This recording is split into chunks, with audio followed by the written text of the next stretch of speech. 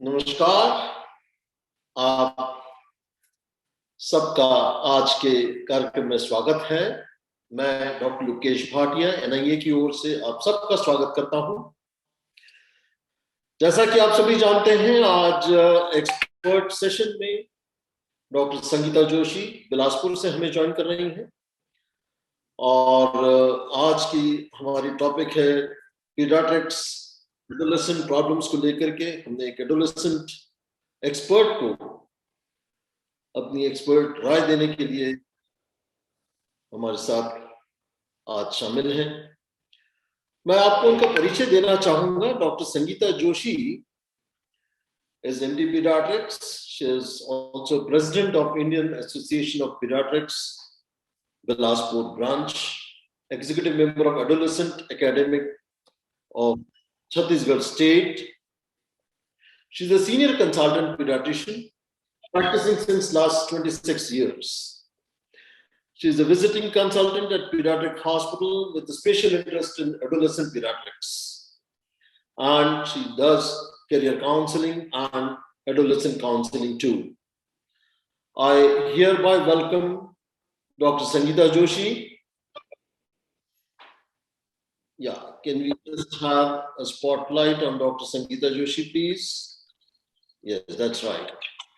Dr. Sangeeta, आपका स्वागत है। नमस्कार। नमस्कार डॉक्टर। आइए, आपका स्वागत है। आप कुछ स्लाइड से स्टार्ट करना चाहेंगे तो स्लाइड शेयर कर सकते हैं। मैं स्लाइड्स में मैं डायरेक्ट ही बोलना चाहूंगी। अच्छी बात, बढ़िया, बहुत अच्छी बात। ज्यादा इंटरेक्टिव रहता है वो ज्यादा अच्छा है। स्वागत है, you can start. Thank you so much doctor Lokesh. Thank you. मेरा नमस्कार। सबसे पहले मैं धन्यवाद करना चाहूंगी ऑर्गेनाइजर्स का, जिन्होंने मुझे आपसे रूबरू होने का मौका दिया। डॉक्टर लोकेश भाटिया और उनकी टीम को मैं बधाई देती हूँ इस ऑनलाइन हेल्थ अवेयरनेस प्रोग्राम के लिए। एनआईए की यह पहल निश्चय ही सराहनीय है और मुझे पूरी उम्मीद है कि इससे आप सभी लाभान्वित होंगे। तो आज हम बात करेंगे कोविड का बच्चों पर असर और उसका प्रिवेंशन। तो जैसा कि आप सभी जानते हैं, पिछले 1 वर्ष से कोविड एक महामारी के रूप में उभर कर आया है और इसने विश्व में सब दूर त्राही त्राही मचा दी है। क्या बच्चे, क्या बूढ़े, क्या जवान, सभी इससे प्रभावित हुए।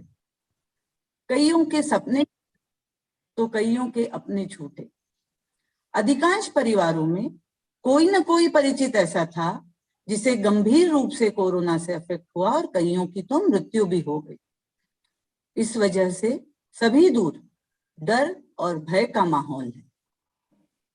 अगर हम प्रथम वेव की बात करें तो हमने देखा कि इस समय उम्र दराज व्यक्ति और ऐसे लोग जिनको कोमॉर्बिडिटीज थी, अर्थात diabetes, hypertension, heart disease, kidney disease, cancer, जो ऐसी कोमॉर्बिडिटीज जिनमें थी, ऐसे लोग ज्यादा इफेक्ट हुए।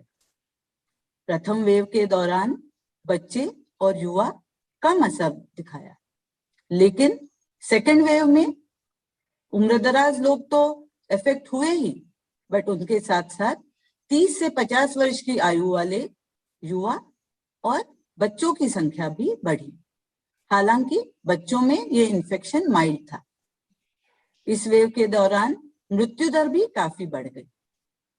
लेकिन दोनों वेव्स को देखते हुए ऐसा पाया गया कि अधिकांश बच्चों में यह इन्फेक्शन माइल्ड वैरायटी का था, जिसका कि होम आइसोलेशन और टेलीफोनिक कंसल्टेशन से ट्रीटमेंट हो गया। तो हम ये कह सकते हैं कि बच्चों में कोरोना का हमें डरना नहीं है, पर इसका डटकर सामना करना है। अब अगर हम लक्षणों की बात करें तो बच्चे और बड़े, इनमें कोरोना के लक्षणों में विविधता।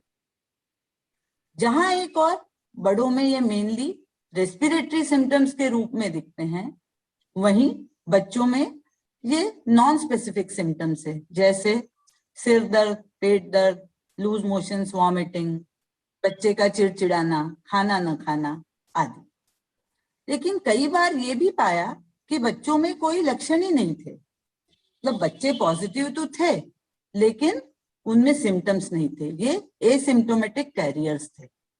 बच्चे पॉजिटिव हुए क्योंकि उनके घर में कोई संक्रमित था, लेकिन बच्चे ने कोई लक्षण नहीं दिखाया। तो अधिकांश बच्चे जिनको जो एसिम्प्टोमेटिक हैं या जिनमें माइल्ड इन्फेक्शन है, उनमें कोरोना की कोई विशेष दवाई देने की जरूरत नहीं। पिछले दिनों बाजार में कोरोना संबंधित कई दवाइयां आई, जैसे रेमडेसिविर, फ्लुपिराविर, एजिथ्रोमाइसिन, टेट्रासाइक्लिन, आइवरमेक्टिन आदि। लेकिन खासकर बच्चों में इनमें से किसी भी दवा का कोई विशेष फायदा नहीं है, इसलिए बच्चों को बिना डॉक्टरी सलाह के किसी भी दवा को देने से बचें। हमने ये भी देखा कि कई फैमिलीज में अगर कोई बड़ा व्यक्ति संक्रमित हुआ हो और उसके पास लिस्ट ऑफ मेडिसिन हो, तो माँ बाप को लगता है कि अगर बच्चे को कोविड हुआ है तो इन्हीं दवाओं को हम डोज कम करके देते हैं, पर ये सर्वथा गलत है, ये घातक हो सकता है। इसलिए ऐसी चीजों से बचें और अपने डॉक्टर से सलाह अवश्य लें। बच्चों में मेनली मॉनिटरिंग का महत्व है।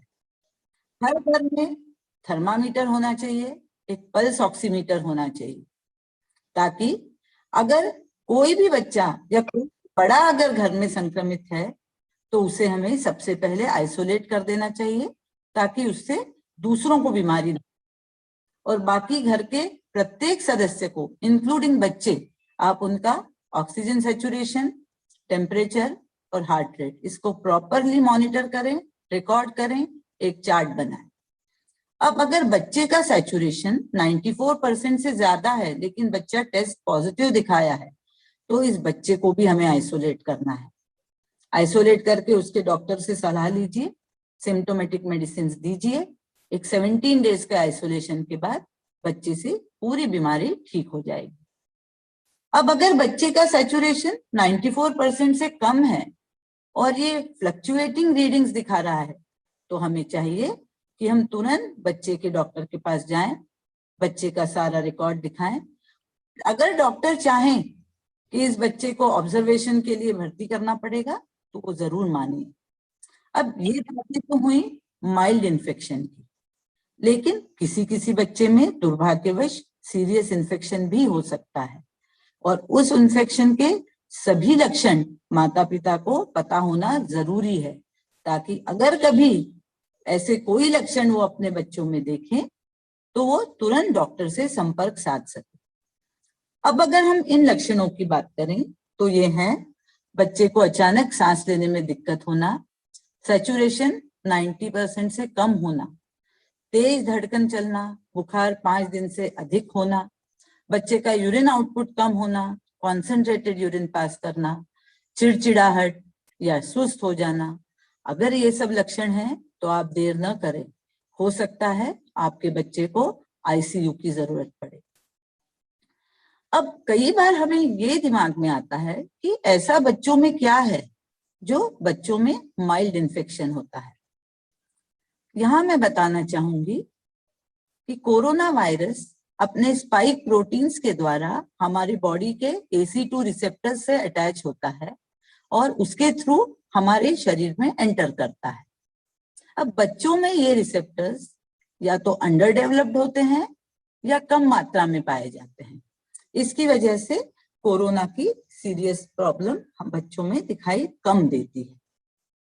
फिर जब फर्स्ट वेव के बाद स्कूल बंद हुए, बच्चों की कोचिंग बंद हुए, ग्रुप एक्टिविटीज खत्म हो गई, भीड़ भाड़ में बच्चों का जाना बंद हो गया और बच्चे एक प्रोटेक्टिव माहौल में घर के अंदर रहे, ये भी एक कारण था कि बच्चों में इन्फेक्शन की सीवियरिटी नहीं थी। फिर थोड़ा क्रेडिट हम दे सकते हैं बच्चों के रेगुलर इम्यूनाइजेशन को, क्योंकि रेगुलर इम्यूनाइजेशन से डेफिनेटली बच्चों की इम्यूनिटी बढ़ती है। अब ये तो बातें हुई फर्स्ट 2 वेव्स की, लेकिन अब थर्ड वेव के आने की फिर संभावना है। उसके बारे में कुछ भी कहना अभी मुश्किल है। कोई भी नहीं बता सकता कि थर्ड वेव का रुख कैसा होगा, वो किसको अफेक्ट करेगी, ज्यादा सीवियर होगी या माइल्ड होगी, कब आएगी, ये हम कुछ नहीं जानते। कई लोगों ने ऐसे कयास लगाए हैं कि थर्ड वेव बच्चों को ज्यादा संक्रमित करेगी, लेकिन अभी 2 दिन पहले एम्स के डायरेक्टर साहब ने ये क्लियर कर दिया है कि चूंकि दिल्ली और उसके आसपास के एरिया में हमें सीरो पॉजिटिविटी बच्चों में ज्यादा देखने को मिली, तो इससे ऐसा बिल्कुल नहीं लगता कि थर्ड वेव बच्चों को ज्यादा प्रभावित करेगी। लेकिन हमें सावधानी तो बरतनी है, थर्ड वेव से तो हमें लड़ना है। तो अब इसको लिए हमें क्या करना पड़ेगा? तो सबसे इंपॉर्टेंट है कोविड अप्रोप्रिएट बिहेवियर। अब देख, कोविड अप्रोप्रिएट बिहेवियर क्या?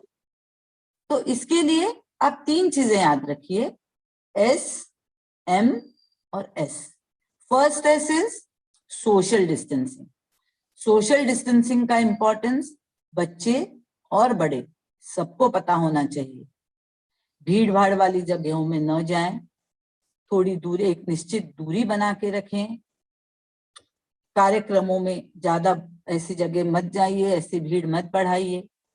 अगर हम ये एक अप्रोप्रिएट बिहेवियर के रूप में अगर सोशल डिस्टेंसिंग मेंटेन करें तो हम काफी हद तक इन्फेक्शन से बच सकते हैं।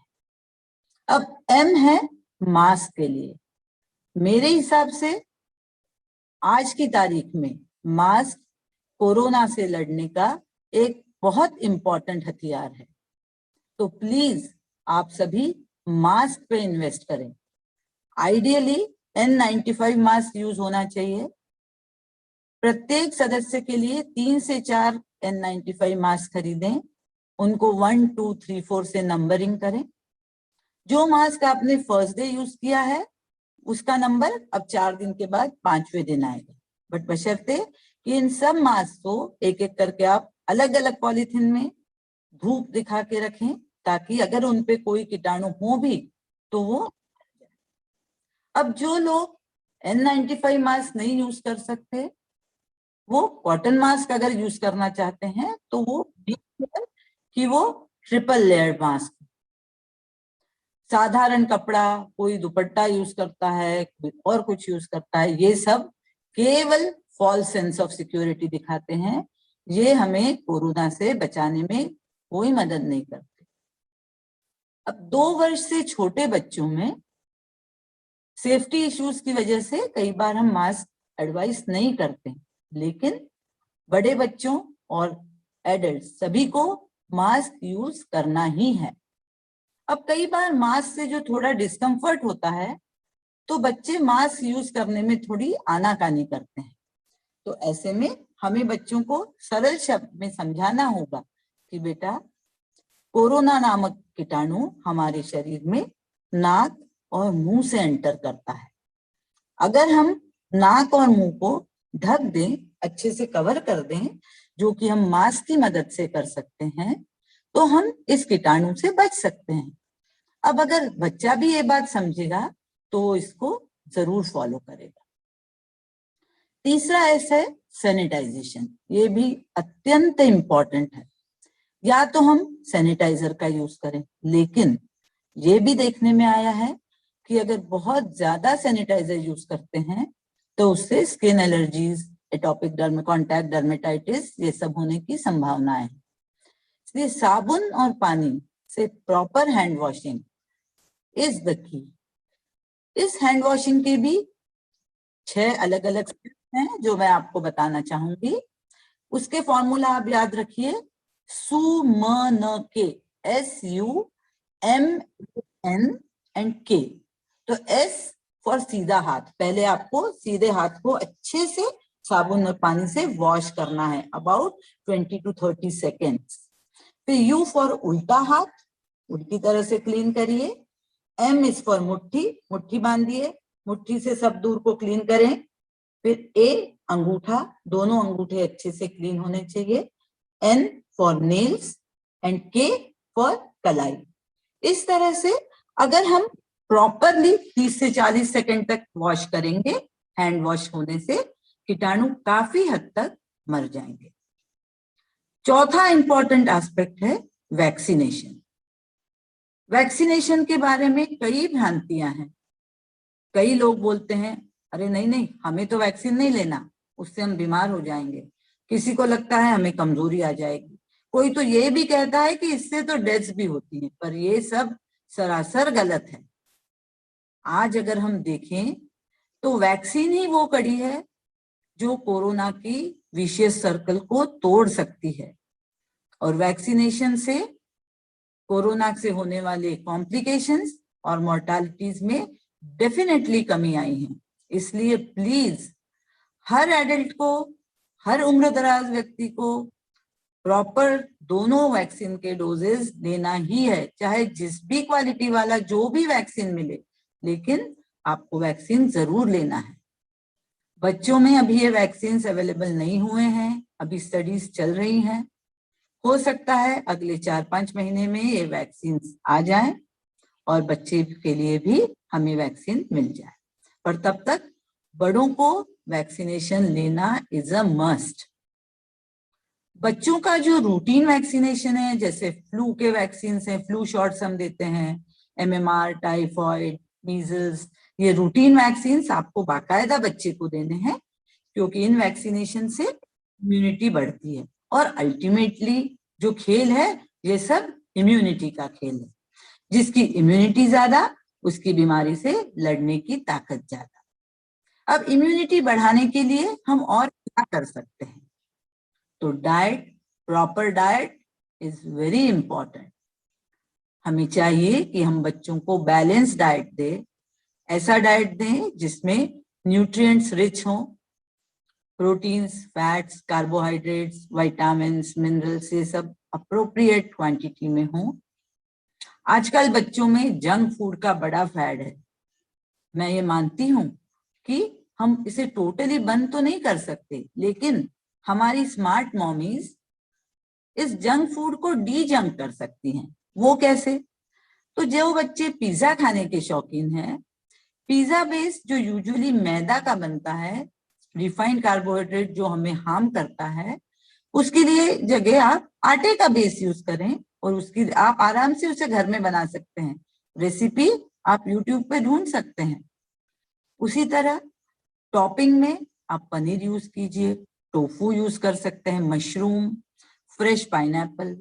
इस तरह से अगर हम उसी फूड को ज्यादा अट्रैक्टिव बनाएंगे, ज्यादा टेस्टी बनाएंगे, तो बच्चे डेफिनेटली खाएंगे, और फिर मम्मी भी खुश और बच्चा भी खुश।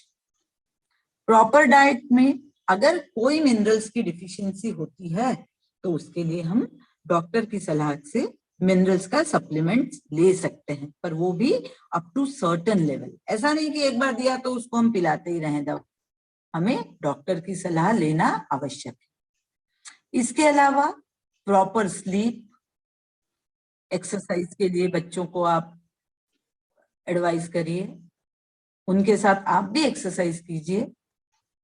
बच्चे को प्लेंटी ऑफ वाटर लेना जरूरी है, प्रॉपर रेस्ट लेना जरूरी है। ये सब चीजें बच्चों की इम्यूनिटी बढ़ाने में हेल्प करती हैं। अब ये तो हुई हमारे फिजिकल एस्पेक्ट। मैं एक और एस्पेक्ट पे बात करना चाहूंगी जो कोरोना में बहुत ज्यादा इंपॉर्टेंट है, और वो है मेंटल एस्पेक्ट, मेंटल वेलबींग। आज सब दूर नेगेटिव न्यूज भरी है, चाहे हम टीवी ले लें या हम फेसबुक देखें, व्हाट्सएप देखें, न्यूज़पेपर देखें, हर जगह आए दिन हमें सुनने को मिलता है फलाने परिवार के 4 सदस्य वेंटिलेटर पे, तो फलाने परिवार का पूरा परिवार एडमिट हो गया, कहीं हस्बैंड वाइफ दोनों की डेथ हो गई, घर में माता पिता। अब ये चीजें बच्चों के लिए भी बहुत परेशानी वाली है। बच्चे बहुत परेशान हो जाते हैं, उनमें मायूसी आ जाती है। बच्चे जब सुनते हैं, घर में भी माँ बाप को यही बात करते सुनते हैं, उनमें एक प्रकार का भय डेवलप हो जाता है। तो अब इस समय ये माता पिता की जिम्मेदारी है कि वो बच्चों का सपोर्ट सिस्टम बने, उनके साथ क्वालिटी टाइम स्पेंड करें, बच्चों को एनकरेज करें अच्छी चीजें करने के लिए, और उन्हें समझाएं कि बेटा कोरोना 95% लोग तो ठीक हो जाते हैं, तो डरने की बिल्कुल जरूरत नहीं है। बच्चों के साथ प्रॉपर कम्युनिकेशन जरूरी है, उनकी बातें सुने, हर बार उनसे पढ़ाई की बातें मत कीजिए, और हर चीजों के लिए किताबों से पढ़कर ही ज्ञान प्राप्त होता है ऐसा नहीं है। कुछ बातें हम बच्चों के साथ बात करके, खेल खेल में भी बच्चे सीख सकते हैं। इस चीज का ध्यान माता पिता को रखना पड़ेगा। बच्चे को एनकरेज कीजिए, छोटी छोटी रिस्पॉन्सिबिलिटीज दीजिए। बच्चे से कहिए, एक टॉपिक दीजिए उसको कि चलो आज हम इस पॉइंट पे बात करेंगे। उससे बच्चे की वोकैबुलरी बढ़ेगी, बच्चे का इमेजिनेशन बढ़ेगा। और गलतियां करने दीजिए ना बच्चे को, गलती से ही तो बच्चे सीखेंगे। रादर अगर वो गलती करेंगे तो उस चीज का उन पर असर लंबे समय तक रहेगा और उसको वो ज्यादा अच्छे से कर पाएंगे। अगली बात मैं स्ट्रेस करना चाहूंगी स्क्रीन टाइम पे। हमारी इंडियन एकेडमी ऑफ पीडियाट्रिक्स के हिसाब से तो 2 साल से छोटे बच्चों को स्क्रीन देना ही नहीं है, चाहे वो मोबाइल हो चाहे टीवी हो। आमतौर पे हम देखते हैं, मे बी वर्किंग मदर्स हैं या जो भी हो, बच्चा खाना नहीं खा रहा है, उसके सामने मोबाइल खोल के रख दिया। बच्चा सुन नहीं रहा है, उसको टीवी दिखा दिया। But no, that is not the substitute. आपके बच्चे को आपको ही टाइम देना है। बच्चे के एक्सप्रेशन बढ़ाइए। बच्चा कुछ भी प्रश्न अगर आपसे पूछता है तो उसका जवाब दीजिए, उसको टालिए मत। और अगर आपको नहीं मालूम तो कोई इशू नहीं, उसको आप एक्सेप्ट कीजिए उसके सामने, उससे कहिए कि मुझे नहीं मालूम, हम दोनों मिलकर इसको गूगल पे सर्च करेंगे। इससे बच्चे का इन्वॉल्वमेंट भी होगा और बच्चा अपने आप का को इम्पोर्टेंट फील करेगा, आपकी उससे बॉन्डिंग बढ़ेगी। बच्चे का एक रेगुलर शेड्यूल सेट करना जरूरी है। बच्चे की स्लीप आवर्स प्रॉपर हो, और ये हो सकता है जब माता पिता भी उसके साथ वैसे ही करें। नहीं तो इधर मम्मी को तो टीवी देखना है, फादर को न्यूज देखना है या स्पोर्ट्स देखना है, बच्चे के हाथ में मोबाइल थमा दिया। अब बच्चा उसमें क्या कर रहा है, आईपैड, लैपटॉप, ये सब बच्चे इस चीज को एक्सपोज है। और आज के बच्चे बहुत ज्यादा स्मार्ट हैं, पर ये गलत है। आपको भी बच्चे के साथ स्लीप टाइम अगर है तो आपके लिए भी सो स्लीप टाइम है। बच्चे का साथ दीजिए, सोते समय कुछ मोटिवेशनल बातें कीजिए, उसके लिए कोई स्टोरी टाइम रखिए, तो इससे आपकी बॉन्डिंग बढ़ती है। अब अगर हम एडोलेसेंट की बात करें, आज का एडोलेसेंट बहुत कंफ्यूज्ड है। कुछ उसके केमिकल इश्यूज, कुछ उसके हार्मोनल इश्यूज, और कुछ उसके लाइफ की अनसर्टेनिटीज। उसे नहीं मालूम, अभी सब एग्जाम्स कैंसिल हो गई। अब कोई बच्चा बोलता है मुझे तो आईआईटी प्रिपरेशन करना है, मेरे पास कोई सॉल्यूशन नहीं है। किसी को पायलट बनना है, उसको उसकी ट्रेनिंग नहीं मिल रही। अब बच्चा ये बात आपस में या तो अपने फ्रेंड से कह सकता है, पर अभी फ्रेंड से मिलना भी नहीं हो रहा। ऐसे में अंदर ही अंदर बच्चे को कुछ चीजें खाई जाती हैं जो बच्चा आपसे एक्सप्रेस नहीं कर पाता। और अभी बच्चों में बहुत ज्यादा अवसाद देखने को मिल रहा है। तो हमें एज अ पेरेंट्स विजिलेंट रहना है। हमें रेड सिग्नल्स को नोटिस करना है। अगर कभी ऐसा लगे कि हमारा बच्चा अपने आप में मस्त है, किसी से बात करना नहीं चाह रहा, अपने आप को कमरे में बंद करके रखा है, उसे खाने पीने का होश नहीं है, डिप्रेसिंग बातें कर रहा है, चुपचाप रह रहा है, तो ये सब चीजें अवसाद का लक्षण है, डिप्रेशन की निशानी है।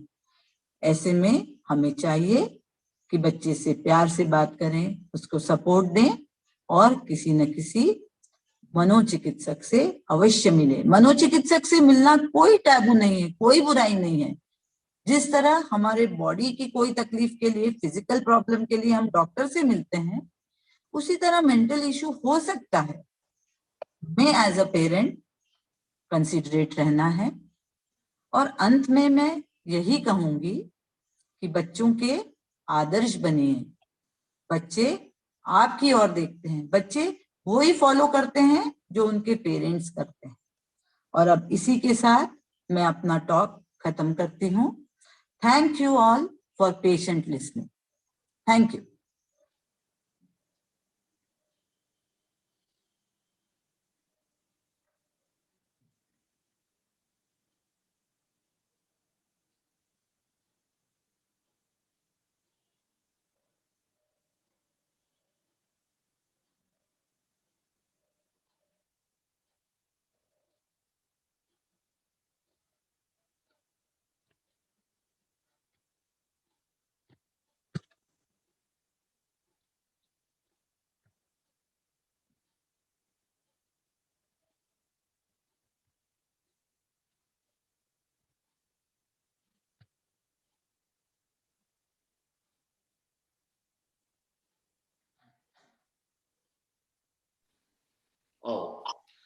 Sorry, I was muted, I think. Thank you very much. Wonderful talk. Sangeeta, wonderful. Dr. Sangeeta, you did wonderful and well justified. Every possible point you have covered up. Very nice. साथियों, अगर कोई questions हैं बेशक आप chat box में डाल सकते हैं, मैडम को डायरेक्टली एड्रेस कर सकते हैं, जनरल चैट बॉक्स में डाल सकते हैं. You can try to reply to the best. N95 mask, is it reusable, or if so, how many times should it be washed on every use? Ji. Okay, so N95 mask ko basically we cannot wash them. Yeah, but we can keep 3 to 4 masks at a time. Keep them differently, 1 mask for a day, and after 3-4 days, you can keep it in sun. After that, you can use for 4-5 times, but not more than that. But yeah, we get some better masks which are washable, but not N95. N95 are not to be washed. Very right. चलिए, और कोई प्रश्न हो generalised किस्म के, any concern if you have with paediatrician madam, उनको आप पूछ सकते हैं अभी. और very nice session. I have a 20 months old and has helped me know so much. चलिए, बहुत अच्छी बात है. डॉक्टर संगीता ने वैसे भी बहुत अच्छे से कवर अप कर लिया है. Every possible point, every possible that reveals her experience. इस तरह के की जनरल टॉक्स को कितना अच्छे से हैंडल उन्होंने किया, बहुत अच्छी बात है. मतलब everything is already well covered up.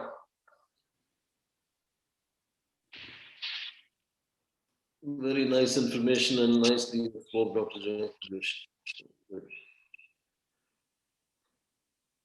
चलिए,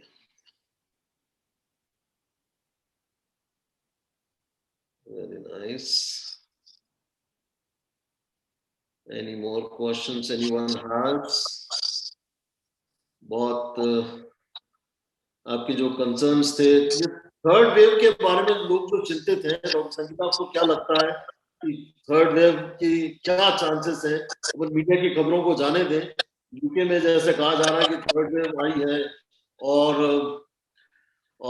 बच्चों को ज्यादा इफेक्ट हो रहा है थर्ड वेव में, तो आपकी क्या इसके बारे में क्या चांसेस है? आएगी या इंडिया में फर्क नहीं पड़ेगा? Too early, actually it's too early to comment upon. Basically जो वायरस है उसमें म्यूटेशन होते जा रहा है, हमेशा वो हर बार बदल के आ रहा है, उसमें उसका पैथोजेनेसिस भी बदलता है. तो इसका एक ही की है कि अगर हम अपनी इम्यूनिटी स्ट्रांग रखेंगे, अगर हमारी उससे लड़ने की कैपेसिटी रहेगी, हम proper Covid appropriate behaviour maintain करेंगे, तो कोविड का थर्ड वेव हमें ज्यादा नुकसान नहीं पहुंचाएगी, बट बशर्ते हमें वो सब चीज फॉलो करना हो.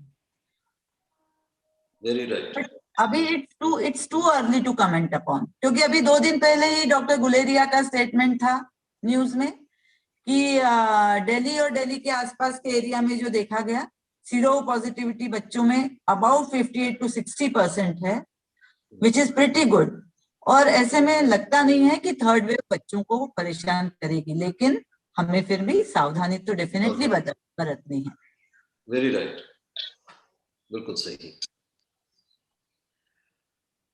चलिए, तो बहुत अच्छा सेशन रहा doctor Sangeeta. Thank you very much for sparing so much of time. Thank you. मैं एक तरफ से आपको बहुत आभारी हूँ. Thank you very much. Wonderful session. आपने इतने अच्छे से सब बातें कवर अप कर ली हैं कि किसी पास कोई क्वेश्चन है नहीं.